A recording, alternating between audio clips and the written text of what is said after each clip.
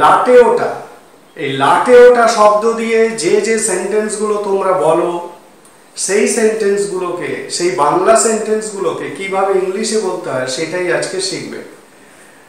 লাটে ওটা এর অর্থ হলো ব্যর্থ হওয়া। কোন একটা কোম্পানি, কোন একটা সংস্থা, যে কোনো সংস্থা হতে পারে, বা এই ধরনের কিছু যখনই ব্যর্থ হয় তখন আমরা লাটে ওটা কথাটা বলি। এখন এই লাটে ওটা এই বাংলাটা হচ্ছে একদম আমরা সাধারণভাবে আমাদের সাধারণ কথাবার্তার মধ্যে বলি, ব্যবহার করি। এখন এই সাধারণ কথাবার্তার মধ্যে থেকেই এই ধরনের সেন্টেন্সগুলো বা এই ফ্রেজটাকে আমি নিয়েছি এবং এই শব্দটাকে কিভাবে ইংলিশে বলবে সেটাই আজকে শেখাবো। এখানে দেখো, লাটে ওঠা দিয়ে আমি 5টা সেন্টেন্স তৈরি করেছি। রাজ্যটা লাটে উঠতে চলেছে, এটা একটা নিয়ার ফিউচারের কথা বলা হয়েছে, মানে কাছাকাছি ভবিষ্যৎ এরকম একটা কোনো ঘটনা।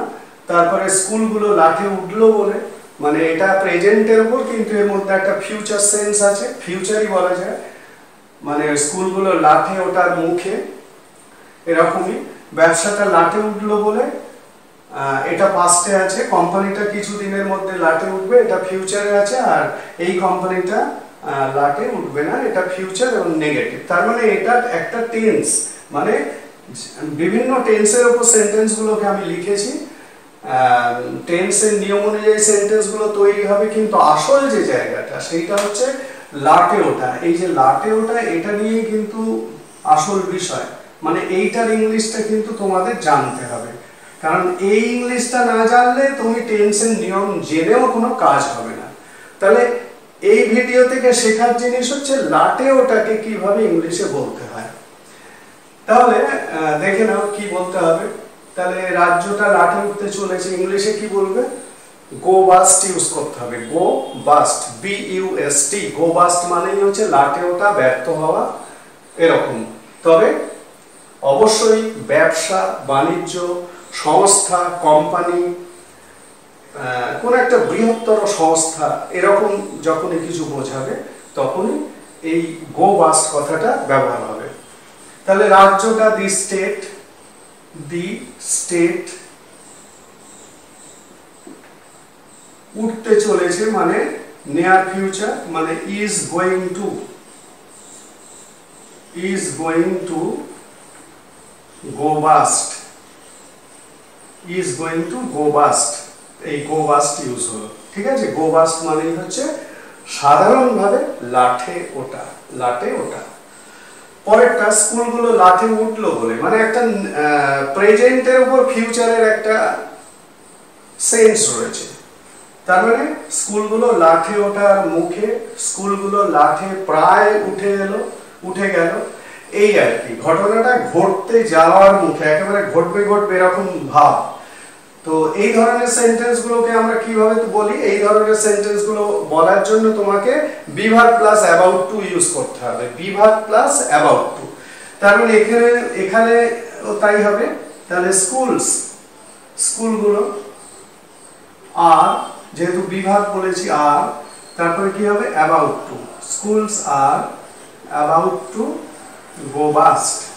Schools are about to go bust, ঠিক আছে। গো বাস্ট মানে লাটে ওঠা, স্কুলগুলো লাটে উঠলো বলে।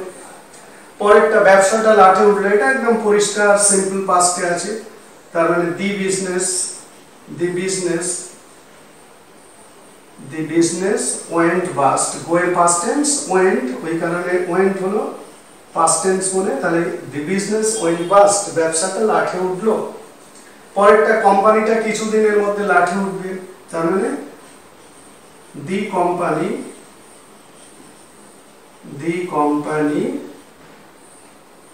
উইল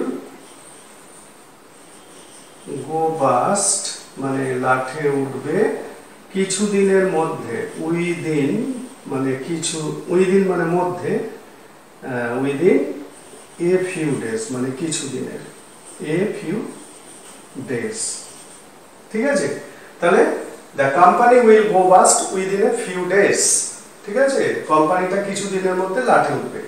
পরেরটা নেগেটিভ এবং ফিউচার, তাহলে দিস কোম্পানি, এই কোম্পানি বা দিস ফার্ম, আমি এখানে ফার্ম কথাটা ইউজ করি, দিস ফার্ম উঠবে না যেহেতু, তাহলে সিম্পল ফিউচারের negative will not go bast.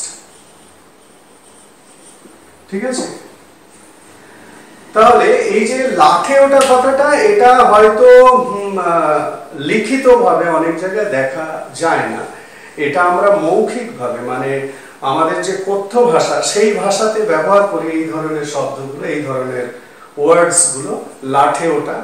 তো এই লাঠে ওঠা দিয়ে যখনই সেন্টেন্স তোমরা তৈরি করতে যাবে তখন তোমাদের গো বাস্ট ইউজ করতে হবে। তবে খেয়াল রাখবে এক্ষেত্রে যে জায়গায় তোমাদের ব্যবহার করতে হবে সেগুলো হলো এই ধরনের, আমি যেরকম এক্সাম্পল দিয়েছি। ঠিক আছে, এইটা খেয়াল রাখবে, কিন্তু এক্সাম্পলটা এই ধরনের হতে হবে, তাহলে কিন্তু গো বাস্ট কথাটাকে ইউজ করা যাবে।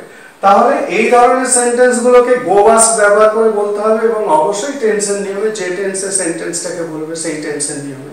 তাহলে এখন থেকে এই গো বাস্ট ব্যবহার করে লাঠে ওঠা শব্দটাকে ইংলিশে বলতে শুরু করো।